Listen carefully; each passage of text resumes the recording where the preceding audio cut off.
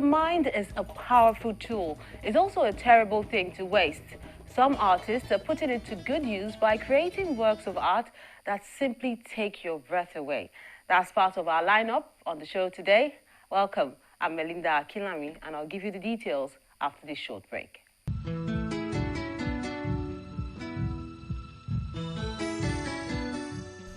Painting is poetry that is seen rather than felt, and poetry is painting that is felt rather than seen.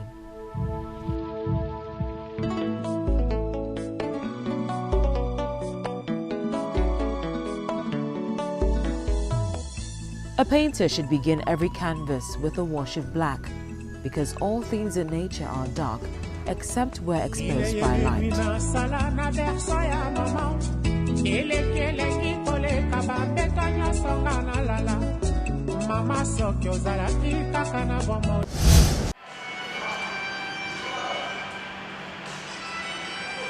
In this room, creativity is on display.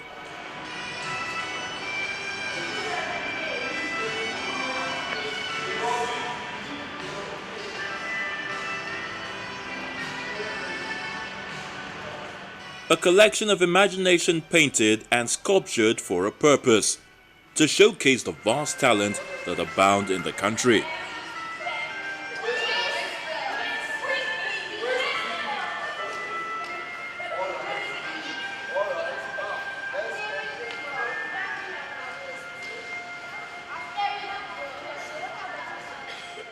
This exhibition, tagged Coming of Age, is to commemorate the 18th Festival of the Music Society of Nigeria, popularly known as Muzon.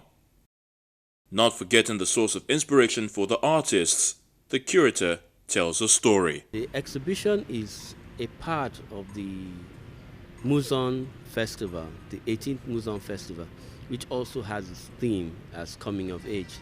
So we try to marry that theme with what we're doing here. Essentially, what we've tried to do is showcase Nigerian art, the work of emerging artists, and some masters and some top artists, are included in the mix. But essentially more of emerging artists. And why we're trying to do that is because we're looking at the development of contemporary art, up to date. And contemporary art is over 100 years old today, and that's in Nigeria. And started with Aina Onobolu. His first painting the first painting he did for money was in 1902. So from 1902 to now, it's over 100 years.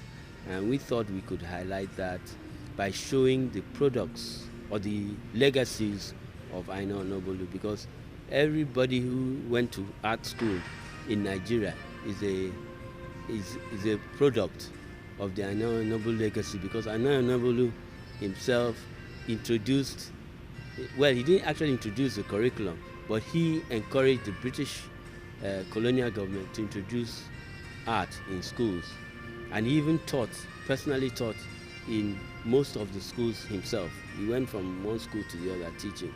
And then he got the British government, because of him, the British government got Kenneth Murray, who now developed curriculum for Nigerian schools. So these are the outcomes. Everybody here went through, a school program in Nigeria. And even for those who are, quote unquote, from the informal schools, there's also a backlash, because some of the informal schools were influenced by the practice of the formal schools. So somehow, which way you look at it, it's an outcome of it.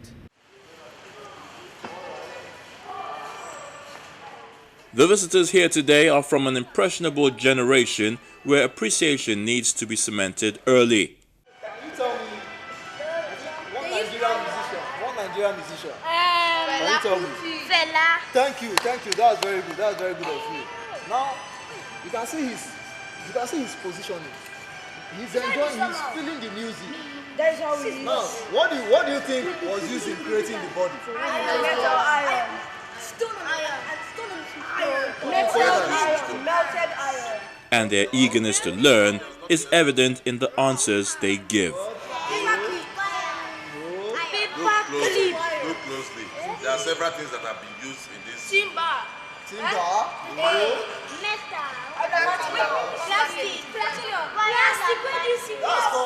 The works here proves that the mind has an insatiable capacity to create from the vast experiences of people.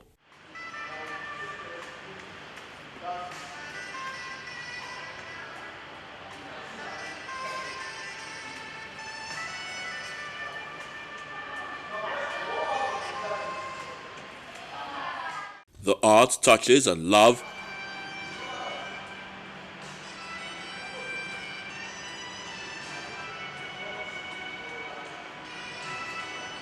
sisterhood, romance, craftsmanship, life and experience, culture and tradition,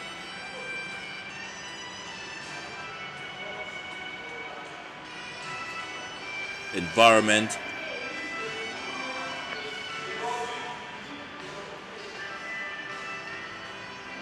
fun and passion.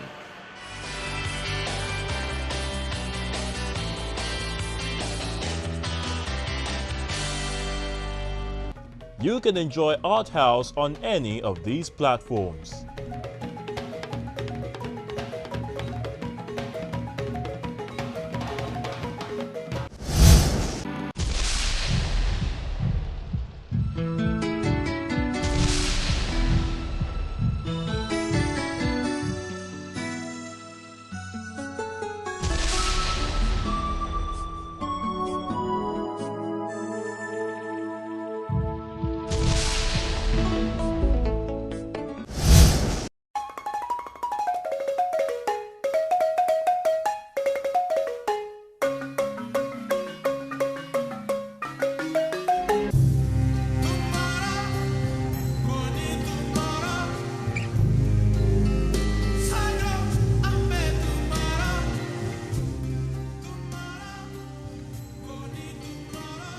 Born in Ijebu-Ode, Ogun State, southwest Nigeria in 1882, was a pioneering Nigerian modern arts teacher and painter who was an important figure in the introduction of art into the curriculum of secondary schools in the country.